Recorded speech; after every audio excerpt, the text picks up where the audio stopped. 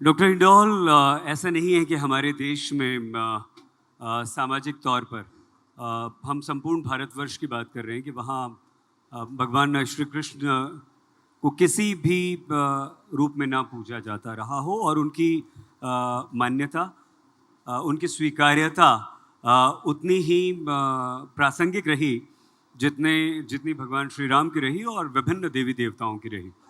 ऐसे में प्रश्न यही है कि श्रीपाद जी का ये जो आंदोलन था, ये विदेश में क्या एक संप्रदाय का रूप धारण कर चुका है? सहमत हैं आप इससे? तो ये बहुत मजेदार बात है। देखिए, शीला प्रभुपाद जी जब ये बना रहे थे इस्कॉन मूवमेंट, वो जॉर्ज हैरिसन से मिले, बीटल्स के बड़े ही मशहूर गायक, सॉन्ग राइटर वगैरह वगैरह। तो जॉर्ज हैरिसन से जब वो मिले तो उनको लगा कि अरे ये तो इतना रिकॉर्ड बना रहे हैं बीटल्स, तो हरि के नाम पे भी रिकॉर्ड बनना चाहिए। और वो बन भी गया, वो बेस्ट सेलर भी हो गया। तो तात्पर्य ये है कि ये जो उन्होंने संप्रदाय बनाया, ये संप्रदाय में भारतीयता तो था, पर अंतरराष्ट्रीय लेवल पे जो जो उन्होंने देखा, उन्होंने सारा ये आइडियाज जिसको हम कहते हैं, इस संप्रदाय में, इस मूवमेंट में वो लेके आए। इसीलिए सिर्फ 10 साल जिए थे। मैं क्षमा के साथ आपको रोक रहा हूँ, टाइम हमारा समाप्त हुआ। आप मानते हैं कि एक अलग इस्कॉन संप्रदाय के रूप में लोग उसे स्वीकारने लगे, और क्या ये कहीं समाज से अलग हटकर चलने की एक और दिशा तो नहीं है? नहीं, देखिए, हमारा तो देश में, मैं ये मानता हूं कि भारत ऐसा देश है कि हर जगह कोई ना कोई आध्यात्म का यूनिक वैल्यू प्रोपोजिशन है, कोई ना कोई नया वैल्यू प्रोपोजिशन है।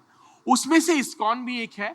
इस्कॉन का बड़ी बात यह है कि विवेकानंद जी के बाद सबसे ज्यादा अगर किसी का इन्फ्लुएंस रहा पूरे विश्व में, वो शीला प्रभुपाद जी का था, सबसे बड़ा। देखिए, वो सिर्फ 10 साल जिए थे वो जलदूता में आने के बाद, और वो 10 साल 70 to 80 के इयर्स के एज में 100 से ज्यादा मंदिर वो उन्होंने स्थापित किया था पूरे विश्व में। ऑस्ट्रेलिया से लेके स्विट्जरलैंड तक, अमेरिका और लंदन से लेके अफ्रीका तक। हाँ, तो ये जो एक मैपिंग है पूरे विश्व में, ये उनका बहुत बड़ा कंट्रीब्यूशन। नहीं, बहुत इसमें कोई दो राय नहीं है। और आप और हम सब जानते हैं कि विश्व भर में जिस तरह से इस्कॉन का प्रसार हम लोग देख रहे हैं, वो वाकई स्टडी की बात है। और आपने तो काफ़ी कुछ उस पर लिखा है, इतनी बेस्ट सेलिंग आपकी किताब भी रही है। टाइम ख़त्म हो गया, इशारा वहाँ से हो गया। चलते चलते ये बताइए कि इतनी कम उम्र में इतनी ज़्यादा पढ़ाई लिखाई, विदेशों की बड़ी बड़ी यूनिवर्सिटी में पहुँच गए, बड़ी बड़ी डिग्री ले ली आपने। करना क्या चाहते थे आप? यही आध्यात्म करना था और यही सब पॉजिटिविटी फैलानी थी, तो वो तो वैसे भी निकल जाते आप। क्या हो गया, क्यों? देखिए, मैं बंगाली हूँ। अब वो बंगाली हूँ तो पैसा वैसा बनाना तो आता नहीं मुझे, पर डिग्री कलेक्ट करना आता है मुझे।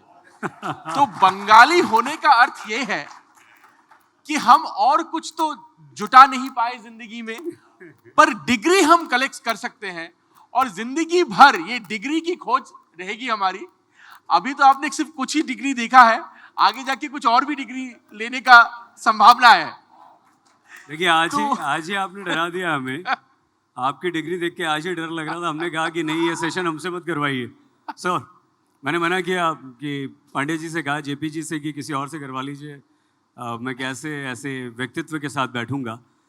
लेकिन बहुत कम उम्र में आपने बहुत तरक्की की है, और ये जो बुजुर्ग हमारे सब बैठे हैं, इनका आशीर्वाद आपके साथ है। और बंगाल के हर घर मैं बंगाली हूँ। मेरा परिवार 22 साल बंगाल से बाहर है।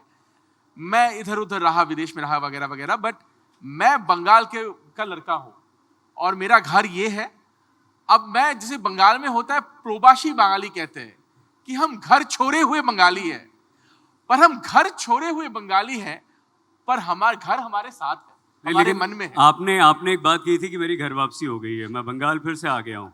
तो अब आप विदेश का मोह छोड़ दीजिए, आ जाइए वापस लौट। चलिए, बहुत इसी नोट के साथ बहुत बहुत धन्यवाद। Thank you very much. Thank you.